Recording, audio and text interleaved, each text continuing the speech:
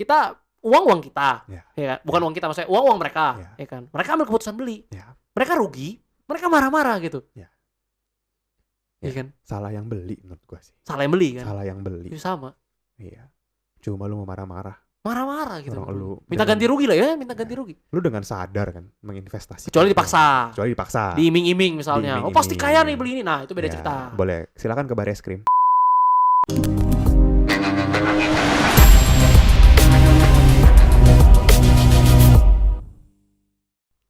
Oke, kok Kevin, Yes, gimana? diskusi investasi. Gimana? Yoi, thank you Luar Dan, biasa. udah di-invite.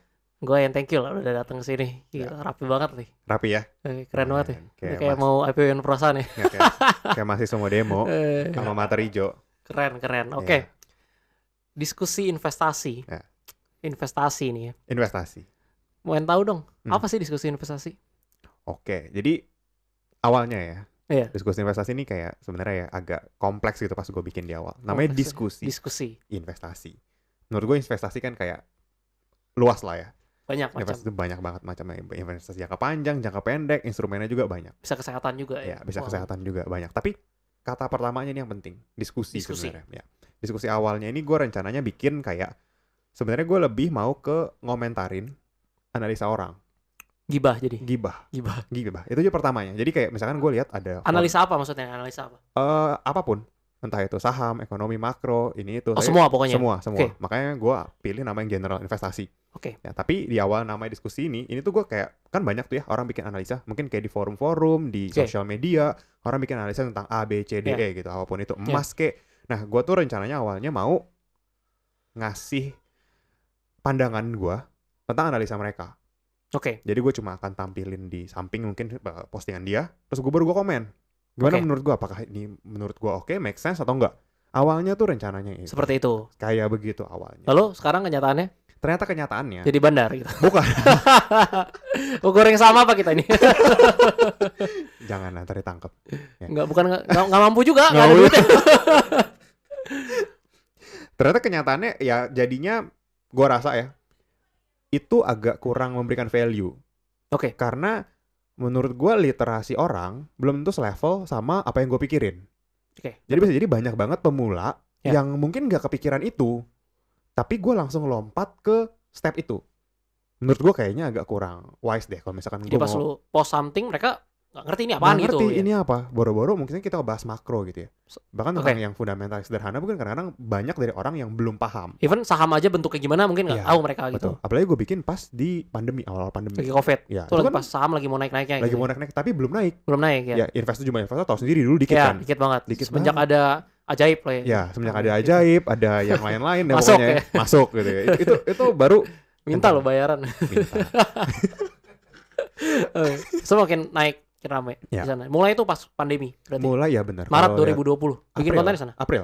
Itu baru mulai juga. April 2020 ya baru. Video Berarti- pertama. Momennya pas berarti ya. Momennya menurut gue pas. Oke, itu pas bikin pertama kali gitu ya. Ya, Itu pas terjunnya bikin langsung bikin konten di YouTube kah, Instagram, TikTok?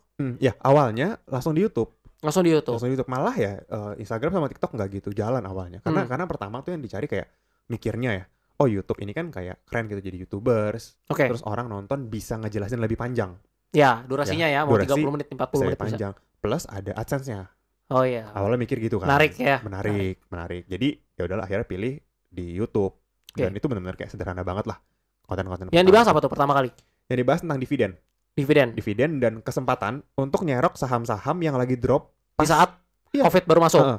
Ini kan Kayak Maret April itu kan kayak sama Ya. banget Den. Big Bangs misalnya ya. Big Bangs. BBRI 2200 ya. Ya, tapi karena gue dulunya mungkin basicnya investasi, Hmm. so gue ngelihat value perusahaan yang lagi drop. Dan gue ingat banget di video pertama gue bahas 3 perusahaan, BJTM, Sido, dan PTBA. Wah, Tiga dividen besar. ya. Dan pas itu lagi drop. Oke. Seandainya ada orang yang ngikutin video itu, beli aja, merem aja, gak usah mikir. Oh, udah profit. Itu udah cuan berapa? Lu bayar. Dapat dividen 2 kali 3 kali gitu. Ya, benar. Ya kan? Enak banget ya. Enak banget. Jadi sebenarnya tujuan awalnya tuh itu sih. Kayak gue mau ngasih tau ke orang, ini tuh opportunity loh. Oke. Sayang nih kalau nggak diambil. Kenapa kok bisa? Berarti kan lu investasi sendiri dong, Ya. trading sendiri gitu, saham dan aset kelas lainnya gitu. Ya. Kenapa kok mau sharing gitu? Karena kan misalnya nih, lu bisa cuan, lu bisa profit Ya. sendiri gitu kan. Kenapa lu nggak makan sendiri gitu? Kenapa harus sharing ke orang lain? Oke, jadi awalnya mungkin gini ya. Pas gue awal-awal bikin, gue mulai belajar gitu sendiri. ya gue terbatas sharingnya. Kayak berapa orang di sekeliling gue, 10-20 orang mungkin yang mau dengerin gue gitu. Nah, menurut gue ya, dengan effort yang gue keluarin untuk belajar, sayang kalau yang dengerin cuma segitu. Karena toh ilmunya sama. Gue belajar 1 jam dengan gue sharing ke 10 orang, dengan gue sharing di YouTube yang bisa ratusan ribu orang, itu effort yang gue pakai untuk belajar sama-sama 1 jam.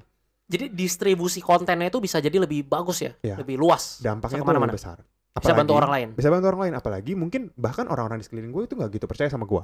Tapi ketika lu lihat di YouTube dan viewsnya banyak, lu bisa percaya loh. Even lu nggak kenal sama orang kan? Benar. Karena kredibel nih, banyak yang nonton. Apalagi kalau like-nya bagus, komentarnya positif. Benar.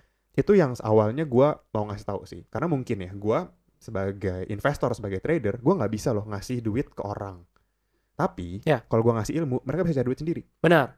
Itu yang jauh bagi-bagi duitnya percuma, nanti mereka dapat duit ya juga dihabisin gitu. Benar. Duit gue nggak cukup. Ibarat kasih ikan gitu. Kalau ini belajarin cara mancing.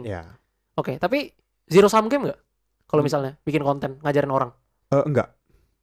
Kayak bisnis, misalnya lu bisnis bakso gitu, ramai nih toko bakso, lu nggak mungkin dong ngajarin gue bisnis bakso, gue jadi kompetitor lu. Kayak gitu kan konteksnya.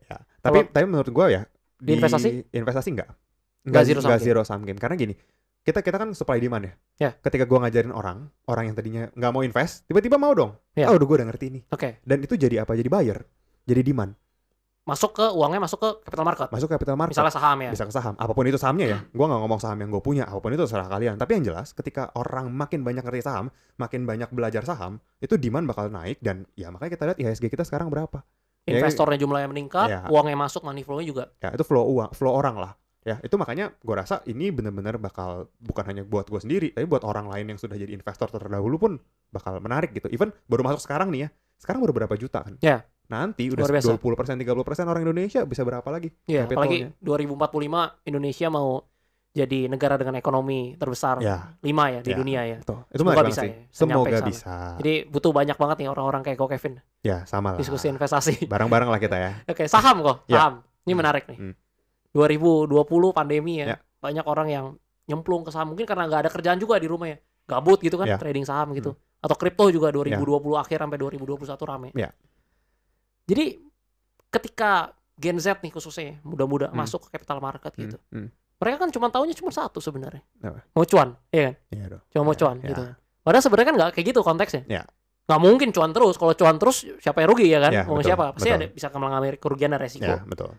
Gimana caranya Gen Z yang mau masuk ke instrumen investasi apapun nih kita ngomongin, let's say saham, kripto, reksadana, gimana caranya mereka biar masuk gitu, mereka nggak habis gitu, entah tiba-tiba misalnya margin call lah gitu kan, tiba-tiba nggak ngerti masuk ke forex, atau beli saham-saham gorengan misalnya. Tapi menurut gue rugi itu nggak bisa dihindarkan lah, pasti ada aja kita. Benar. Suatu saat itu ngerasa pas lagi jelek banget nih, ngerasa rugi. Tapi menurut gue memang setiap orang harus rugi sih.